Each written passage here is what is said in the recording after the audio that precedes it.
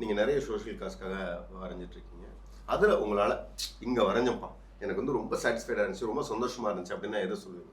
பியூட்டிஃபுல்லான ஒரு ப்ராஜெக்ட் பண்ணோம். ஏன்னா நாங்கள் பண்ணுற ஒவ்வொரு ப்ராஜெக்ட்டுமே வந்து வித்தியாசமாக தான் எங்களுக்கு வருது.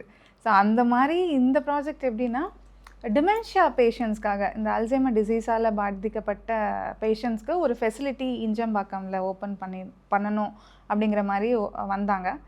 ஸோ எங்களுக்கு ஃபஸ்ட்டு என்ன பண்ணுறது ஏது பண்ணுறதுன்னு எனக்கு தெரியல. பிகாஸ் மறதி. ஆமாம், நம்ம ஸ்டார்டிங் குழந்தையாக பிறக்கும் போது எந்த ஒரு மெமரியும் இல்லாமல் தான் பிறப்போம்.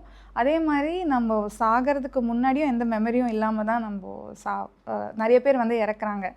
ஸோ அந்த மாதிரி ஒரு டிசீஸ் பாதிக்கப்பட்ட ஒரு ஃபெசிலிட்டி அப்படின்னோடனே நாங்கள் எந்த மாதிரி வால்ஸை ரெடி பண்ணுறது அப்படிங்கிறதுக்கு ஒரு சின்ன ஸ்மால் ரிசர்ச் பண்ணோம்.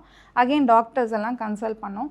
அப்போது தான் எங்களுக்கு புரிய வந்துச்சு, சில கலர்ஸ் வந்து ஒரு எந்த மாதிரியான பவர் கொடுக்கும்னா, அவங்க கடந்து வந்த பாதையை நினைவூட்டுற மாதிரியான சில கலர்ஸ்லாம் நம்ம அங்கே வாலில் போடும் போதோ இல்லை ஒரு சில ட்ராயிங்ஸை டெபிக் பண்ணும் போதோ அவங்களுக்கு பழைய ஞாபகம் வந்து வர்றதுக்கு சான்சஸ் இருக்குது. ஸோ அப்படிங்கிற ஒரு விஷயம் எனக்கு தெரிஞ்சு வந்தோடனே நாங்கள்லாம் ஆடி போயிட்டோம். ஓ இப்படிலாம் இருக்குது. பிகாஸ் ஜேர்னியே வந்து ஒரு லேர்னிங் ஜேர்னி தானே, எல்லாருக்குமே எல்லாமே தெரியும்னு இல்லை. ஸோ அதனால் நாங்கள் ஒர்க் பண்ண ஆரம்பித்தோம். எந்த மாதிரியான வால்ஸ்லாம் பண்ணோன்னா, இந்த மகாபாரதம், அவங்களாம் சின்ன வயசுலேருந்து இந்த மகாபாரதம் ஸ்டோரிஸ்லாம் கேள்விப்பட்டிருப்பாங்க, ராமாயணம் கேள்விப்பட்டிருப்பாங்க.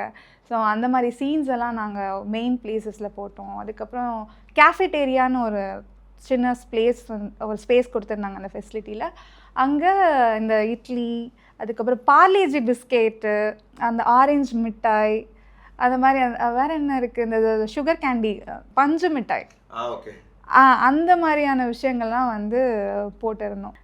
என்ட்ரன்ஸில் இதுதான் என் ரூம் ஐடென்டிஃபை பண்ணணும்னு சொல்லிட்டு அதுக்கு ஒரு கலர் கோட் வச்சுருக்காங்க. ஸோ இந்த மாதிரி ஒரு புது விஷயங்கள்லாம் இது வந்து யூஎஸ் அந்த மாதிரியான இடத்துல ஆல்ரெடி இம்ப்ளிமெண்ட் பண்ணிட்டாங்க. ஸோ இந்தியாவில் ரொம்ப ரேர். ஸோ இதெல்லாம் இப்போ இங்கே வந்துருச்சு அப்படின்னு சொல்லும் போது ரொம்பவே ஐ ஃபெல்ட் ரியலி ப்ரவுட்.